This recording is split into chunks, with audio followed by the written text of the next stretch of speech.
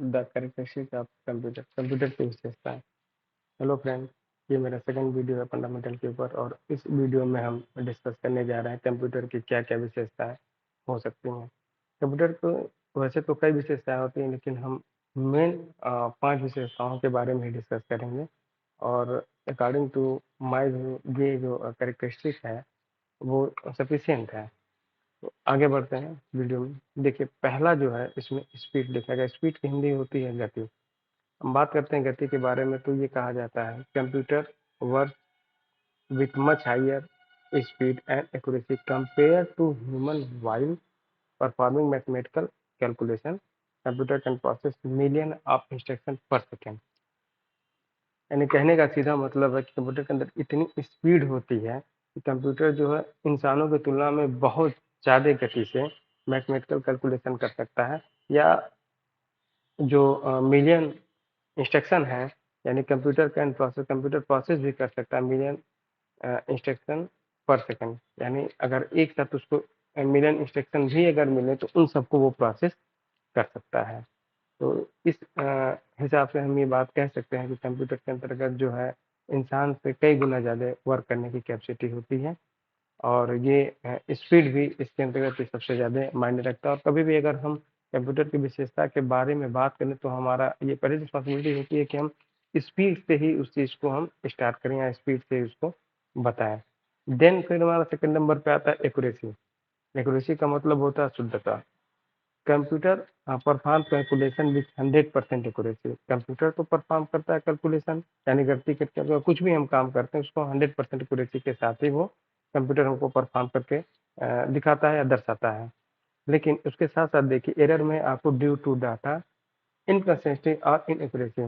लेकिन सच तो ये है कि कभी कभी सिस्टम में अगर हमको कोई वर्क मिलता है, हम करके ले जाते हैं, फिर भी हमें पता चलता है कि नहीं, इसकी स्पेलिंग गलत है या फिर यहाँ पे कैलकुलेशन कुछ मिस्टेक है। तो ऐसा कब और किन कारणों में होता है? ऐसा तब होता है जब हमारे तरफ से यानी ऑपरेटर की तरफ से कोई गलती की जाती है। तो कंप्यूटर परफॉर्म 100% करता है। गलती तब होती है जब उसको उसको संचालित करने वाले उसको ऑपरेटर अपने तरफ से उसको गलती कर देते हैं।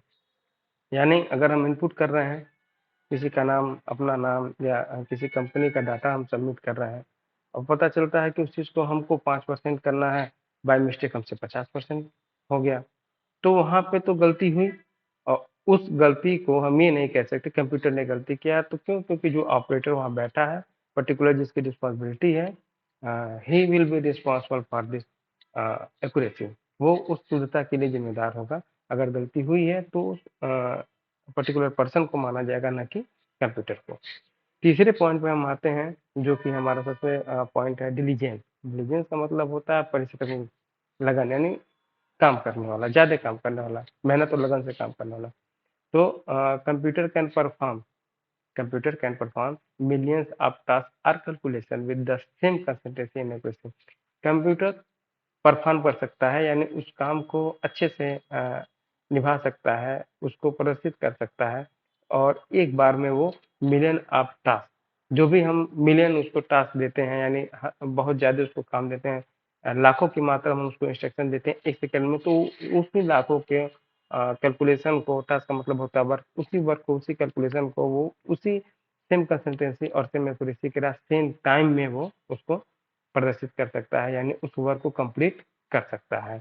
इसके अंतर्गत it does not feel any fatiguing और लैक ऑफ कनेक्शन। उसके अंतर्गत कोई किसी भी तरीके लैक ऑफ कनेक्शन नहीं होता, कंसंट्रेशन नहीं होता, लैक ऑफ कंसंट्रेशन है यहाँ पे, ठीक है। तो ये कंसंट्रेशन जो होता है, कंसंट्रेशन का मतलब क्या होता है? एक तरह से फोकस करना होता है, हमारा फोकस वहाँ बना रहे, ठीक है। किसी भी तरीके का उस फोकस में कोई प्रॉब्लम नहीं आती है। जबकि इंसान अगर कोई काम करता है तो ये पॉसिबिलिटी बनी रहती है कि उसका कंसंट्रेशन जो है वो दूसरी तरफ हो जाता है, या फिर वो कंसंट्रेट एक काम को लगातार कई समय तक नहीं कर पाता है।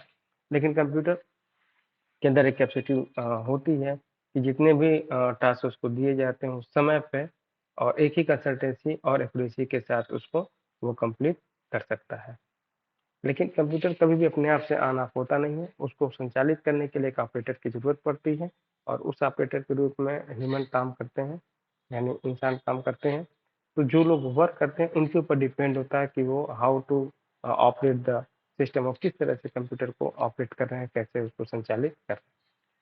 अगला हमारा अगला पॉइंट है वर्सैटिलिटी। वर्सैटिलिटी का मतलब होता है विभिन्नता, यानी एक टाइम में कई काम को परफॉर्म कर जाना।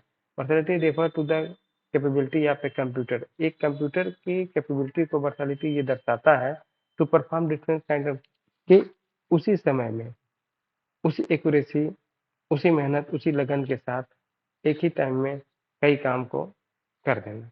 जैसे मान लीजिए हम सिस्टम पे काम भी कर रहे हैं और उसके साथ हम म्यूजिक भी सुन रहे हैं, जरूरत पड़ी तो हम प्रिंट आउट का भी काम हो। तो ऐसा नहीं है कि हमको एक काम स्टॉप करके या बंद करके फिर दूसरे काम को करना पड़ेगा, ऐसा नहीं है। हम एक साथ म्यूजिक सुनते हुए भी कंप्यूटर पे वर्क कर सकते हैं, और म्यूजिक सुनते कंप्यूटर पे वर्क भी कर सकते हैं और प्रिंट आउट भी ले सकते हैं। अगला जो हमारा मेन हिस्सा आता है, यानी पांचवा पार्ट आता है, वो है मेमोरी। ये सब कंप्यूटर की विशेषता ही है अभी, ठीक है। तो पांचवा जो है हमारा वो मेमोरी होता है। Memory storage capacity. अगर सिस्टम के अंतर्गत अपनी मेमोरी ना हो, कोई काम अगर हम कर रहे हैं फिर उसको हम आज कर लें, कल के डेट में उसको नहीं देख पाए तो फिर वो हमारे लिए यूजफुल नहीं होता है। तो मेमोरी है क्या एक्चुअल में, उसको स्मृति याददाश्त के रूप में उसको जानते हैं। कंप्यूटर की अपनी याददाश्त होती है, चूंकि ये मशीन है इसलिए इसको स्टोरेज कैपेसिटी का भी नाम देते हैं। Computer has built in memory.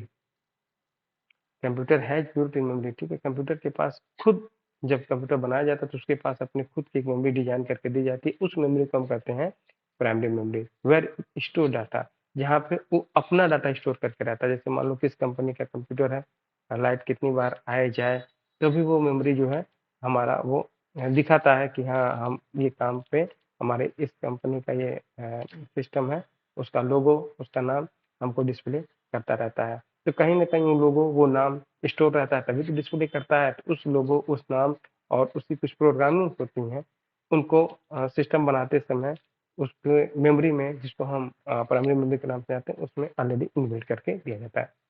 अब बात आती है कि अगर हम कोई काम करते हैं तो वो कहाँ पे स्टोर करते हैं, तो उसको स्टोर करने के लिए सेकेंडरी डिवाइस, सेकेंडरी स्टोरेज का यूज करते हैं। Secondary storage are removable device.